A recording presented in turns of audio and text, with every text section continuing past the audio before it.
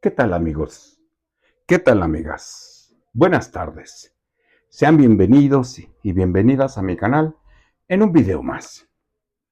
Amigos, hoy es jueves 1 de agosto del 2024.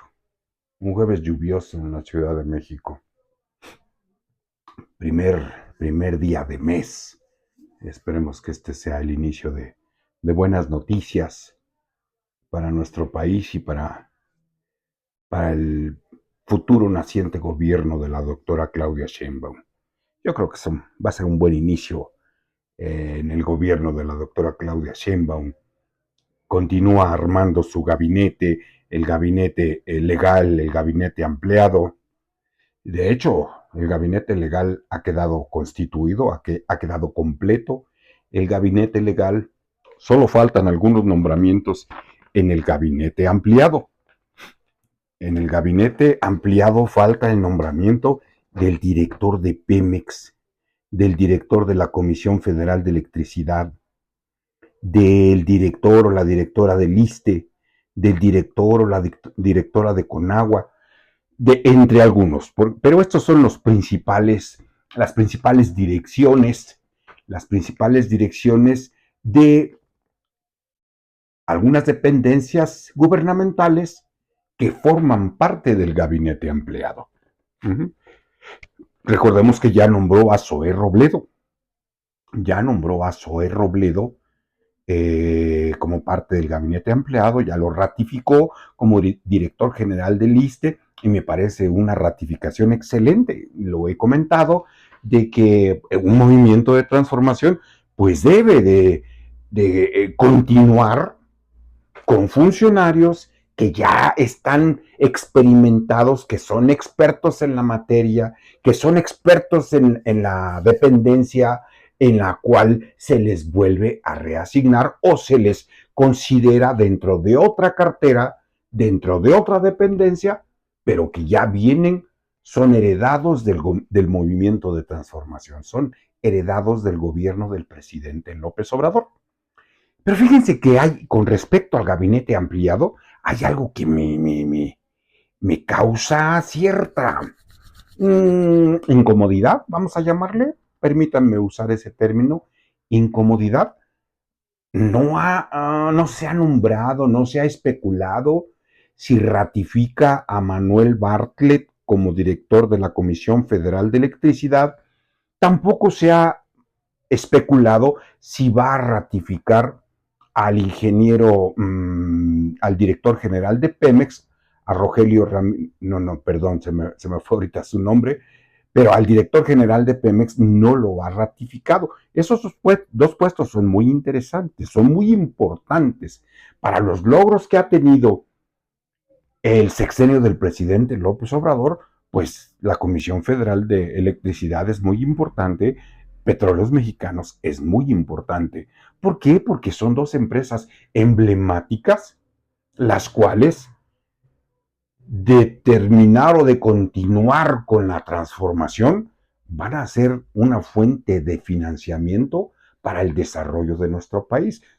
Un país cuando está en vías de crecer industrialmente, como es México, que está creciendo, la economía mexicana está creciendo a pasos muy pocas veces visto, los proyectos de inversión en infraestructura que tiene la doctora Claudia Sheinbaum, pues van a requerir de mucha energía, van a requerir de energía eléctrica, van a requerir de petróleo, van a requerir de gasolina, de gas, de combustibles, porque las empresas que debido al nearshoring o la reubicación en nuestro país, pues van a requerir de tener garantizado energía eléctrica, gasolinas, gas, diésel y desde luego agua. Entonces, es muy importante el nombramiento de esas carteras. Yo pienso que los va a ratificar, más sin embargo, ahí les va algo que yo veo como una discrepancia. Espero que sea una discrepancia sin mayor importancia.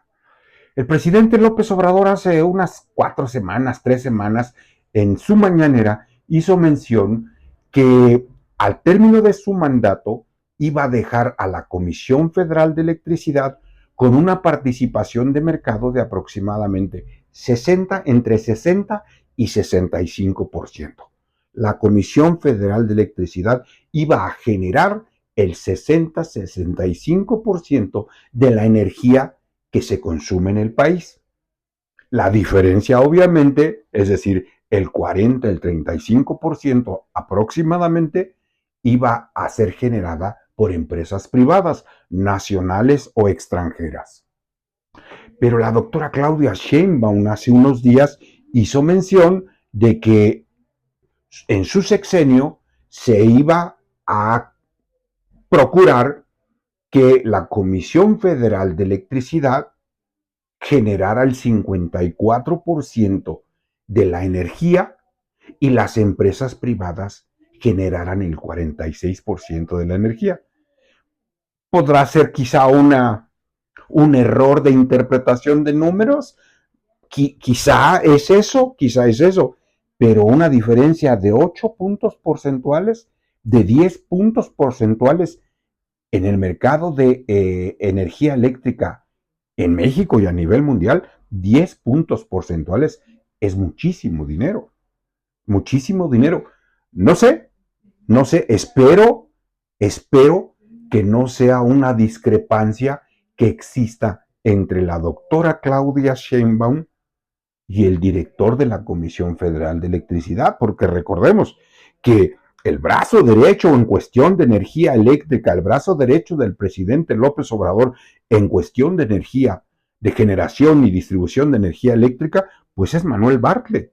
Manuel Bartlett le ha ayudado al presidente López Obrador a recuperar la energía eléctrica que se estaba entregando completamente a empresas privadas. El presidente ha hecho mención que de haber continuado la tendencia en generación de energía eléctrica, si él no hubiera llegado a la presidencia, muy probablemente a estas alturas del partido, la Comisión Federal de Electricidad generaría el 15-20% de la energía. Y actualmente anda por ahí cerca del 60%, aproximadamente. Entonces estamos hablando de un diferencial muy grande. ¿Y quién ha contribuido a ese logro en beneficio de los mexicanos? Pues Manuel Bartlett. Manuel Bartlett, aquel individuo que muchos de la oposición, muchos personajes de la oposición, muchos adversarios del presidente López Obrador, pues lo utilizan como bandera para golpear al presidente López Obrador. Pero a ciencia de ser justos, a manera de ser justos, pues Manuel Bartlett le está ayudando enormemente al presidente López Obrador para recuperar la energía eléctrica, para enderezar la Comisión Federal de Electricidad y ponerla a trabajar en beneficio de los mexicanos. ¿Cuál es el beneficio? Pues que no están subiendo los precios. No están subiendo los precios de la electricidad. Vamos, en términos reales está cero. ¿Por qué? Porque nada más está aumentando la inflación. Que si hubiese continuado la tendencia, muy probablemente estaríamos pagando ahorita la energía eléctrica quizá al doble de lo que la estamos pagando. Ahí es donde se ve la conveniencia de tener a un personaje del peso de Manuel Bartlett. Mucha gente lo criticó, que la caída del sistema, que el fraude electoral del 88. No, la caída del sistema fue un evento. El fraude fue todo un sistema, fue todo un plan desarrollado, no por un hombre, por un gobierno. ¿Quién estaba al frente del gobierno? Pues Miguel de la Madrid, el PRI, el PAN, toda el grupo de poder político y económico que se adueñaron de México, ellos estuvieron detrás del fraude. Pero la comentocracia nos hace pensar que de verdad el que orquestó el fraude de 1988 fue Manuel Bartlett. Él fue un chivo expiatorio, él fue el que tuvo que dar la cara, pero fue todo un gobierno, todo un sistema que se encargó de trabajar el fraude de 1988. Y como Manuel Bartlett era el secretario de Gobernación, pues órale, te toca a ti dar la cara. Y tuvo que hacerlo porque en ese momento Manuel Bartlett era parte del sistema. Eso sí, era parte del sistema. Pero ahora Manuel Bartlett se ha reivindicado al estar recuperando el poderío de la Comisión Federal de Electricidad. La generación de energía eléctrica y la distribución de energía eléctrica en México y en cualquier país del mundo es un gran negocio, pero poner ese gran negocio para beneficio de los mexicanos, es ahí donde está el mérito de Manuel Bartlett y desde luego del presidente López Obrador. Pues bien, ese era el comentario que quería hacerles con respecto a Manuel Bartlett. Cerrado el paréntesis, hoy la doctora Claudia Sheinbaum nombró a otros 3 personajes de su gabinete ampliado. Nombró a Carlos Augusto Morales. Carlos Augusto Morales lo nombró como su secretario particular de la presidencia. Carlos Augusto Morales ya venía fungiendo, en el pasado fungió como secretario particular de la doctora Claudia Sheinbaum al frente del gobierno de la Ciudad de México. Nombró también a Arturo Saldívar, ese sí es de distinguirse. Arturo Saldívar Lelo de la Rea, el expresidente de la Suprema Corte de Justicia de la Nación, pues lo nombró como coordinador de política y de gobierno. Pero fíjense qué tino. De hecho, a él le va a encargar su responsabilidad principal es darle seguimiento a las reformas constitucionales que están ahorita en el Poder Legislativo, pero muy en especial le va a dar seguimiento a la reforma al Poder Judicial. Por eso no lo quieren en la Suprema Corte de Justicia, por eso no lo quieren los opositores, por eso no lo quieren en el PRI, en el PAN, Claudio X González, toda la comentocracia, no quieren a Arturo Saldívar, porque Arturo Saldívar es el cerebro que preparó una gran parte de la reforma al Poder Judicial. Qué manera tan estratégica, tan inteligente de encargarle ese proyecto a alguien que fue parte de ese problema del Poder Judicial, alguien que sabe cómo se mueven los negocios, cómo se mueve la justicia en beneficio de unos cuantos, en beneficio de la clase poderosa de nuestro país. Y ese es Arturo Saldívar. Por eso la oposición no lo quiere, lo ataca constantemente, primero, porque él fue el cerebro principal para preparar la reforma al Poder Judicial, pero ahora él va a ser el cerebro para encargarse de que la reforma se aplique de la manera en que más nos conviene a los mexicanos. Esa es la importancia de Arturo Saldívar. A mí me parece una designación, un nombramiento excelente. Él va a ser el responsable de todas las reformas, de las 18 que ya están, de las más importantes, desde luego, de inmediatamente la reforma al Poder Judicial, pero desde luego las reformas que va a presentar también la doctora Claudia Sheinbaum, porque ahí no va a parar el asunto. Van a seguir las reformas. Imagínense cuántas reformas se presenten ya con un Poder Judicial saneado, reformado, que trabaje en función de los intereses de la nación, pues México va a caminar, pero muy bien, algo que no habíamos visto. También nombró a Leti Ramírez.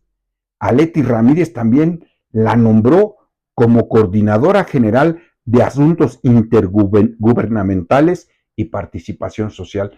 Un rol similar al que venía haciendo en la presidencia con el presidente López Obrador. Un rol similar, el de atención social y en comunicación entre las secretarías de Estado para solucionar diversos problemas que tenga la sociedad. Vamos, tiene tablas la señora, tiene tablas. A mí me parece una muy buena designación. ¿Cuál es el mensaje que manda la doctora Claudia Sheinbaum con estos nombramientos? Pues que se está llenando de personas de confianza, de mucha confianza. Obviamente no vas a llamar a tu gabinete a personas en las que no confías. Llama a personas en las que sí confía. Y el mensaje es que está armándose de personas con capacidad y con confianza, y ella va a dedicarse a gobernar con todo su equipo, con todo su gabinete legal y ampliado, de una manera, todo parece indicar, muy eficiente. Muy eficiente porque está poniendo personas con mucha capacidad, que ya tienen experiencia y desde luego personas que ya manejaron dinero, que ya manejaron miles de millones de presupuesto, de dinero público y que no se sabe de escándalos que vengan detrás de ellos, que vengan arrastrando escándalos de corrupción. Eso es lo bueno del gabinete que está nombrando la doctora Claudia Sheinbaum. Es, es muy alentador el saber que las personas que están nombrando la doctora Claudia Sheinbaum son personas de confianza de todos los mexicanos, de todos los mexicanos. ¿Se acuerdan cuando llegó Echeverría, que nombraba a uno, bruta, ya traía una cola de corrupción detrás de él, y no nada más él, todo su equipo, que llegaba el negro Durazo, por ejemplo, cuando en la época de López Portillo, pues ya sabíamos que era un bandido, que llegaba el procurador, pues ya sabíamos que era otro bandido, que llegaba el secretario del trabajo, Farel Cubillas, pues llegaba con toda la runfla de burócratas buenos para nada, que llegó Carlos Salinas de Gortari a la Secretaría de Programación y Presupuesto, pues llegó con toda la runfla de bandidos para acomodar el Plan Nacional de Desarrollo para su beneficio, para el beneficio de los que los pusieron en el poder. Así era en el pasado. Así era en el pasado. El presidente hacía una serie de nombramientos y toda esa bola de colados metían otra bola de ratas y todos a robarse el dinero público. Unos más, otros menos, pero todos le metían la mano al cajón. Ese era el propósito de los gobiernos en el pasado. Traer a toda la bola de rufianes para que le metieran la mano al cajón. De eso se trataba el asunto. Pues bien, miren, hice un recuento y con estos tres personajes que se agregan al equipo de trabajo de la doctora Claudia Sheinbaum, 13 de estos personajes, 13 son heredados directamente del gobierno del presidente López Obrador. 13. 8 de estos personajes son heredados del gobierno de la Ciudad de México. Al frente del gobierno de la Ciudad de México, la doctora Claudia Sheinbaum. Y solo tres personajes no son heredados ni del gobierno del presidente, ni del gobierno de la doctora Claudia Sheinbaum, pero son reconocidos funcionarios públicos. ¿Quiénes son estos tres que no tienen actualmente un cargo público federal o de la Ciudad de México? Pues Arturo Saldívar, él es uno de ellos. Él no viene directamente del gobierno del presidente, tampoco viene directamente del gabinete de la doctora Claudia Sheinbaum.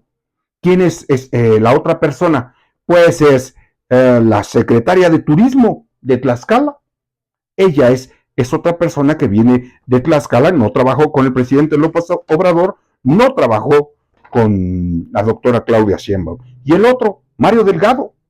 Mario Delgado tampoco trabajó en el gabinete del presidente López Obrador y tampoco en el gobierno de la doctora Claudia Sheinbaum. Son los tres, digamos, que no traen una responsabilidad directa ahorita, ni del gobierno de la ciudad, ni del gobierno federal. De los 13 heredados del gobierno del presidente López Obrador, le voy a dar lectura rápida. Rogelio Ramírez de la O, Marcelo Ebrard, Juan Ramón de la Fuente, Julio Verdegué, Alicia Bárcena, Raquel Buenrostro, Lucelena González, perdón, no, Lucelena González no, Edna Elena Vega, Lázaro Cárdenas Batel, Marat Bolaños, y me falta uno, y Leti Ramírez como secretaria de Educación. Los que trabajaron directamente con la doctora Claudia Sheinbaum y que van a seguir trabajando ahora en el gobierno federal.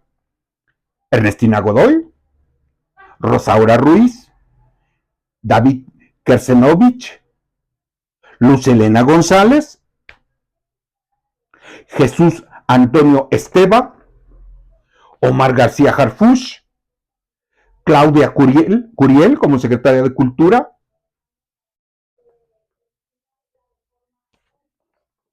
y Carlos Augusto Morales, que va a ser su secretario particular.